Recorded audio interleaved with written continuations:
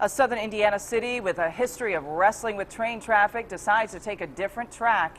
In the past decade, Vincennes has used a multi-million-dollar federal earmark to look at moving the train tracks out of town or building an overpass through the busy 6th Street corridor. News 10's Mike Grant reports with both projects dead, the city is finding a different use for the federal funding that will help both motorists and the community's flood protection. This animation is about the closest Vincennes ever came to building an overpass.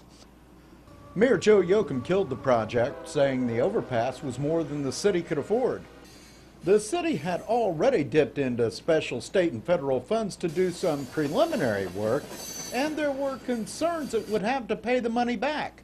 But the mayor says the federal transportation officials have given them another option. If we use the rest of the original $5 million earmark for railroad crossing upgrades, that the $1 million that we've already spent, we won't have to pay that back.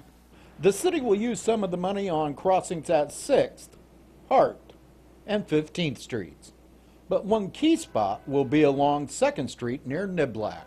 What's happened over the years here at 2nd and Niblack is that the railroad tracks and the streets have been built up.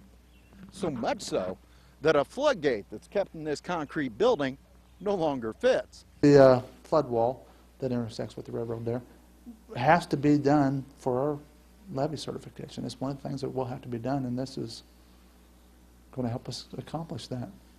Now the city won't have to repay millions, we'll get better crossings, and a problem flood control project fixed. This actually turned out wonderful for the city of Vincennes.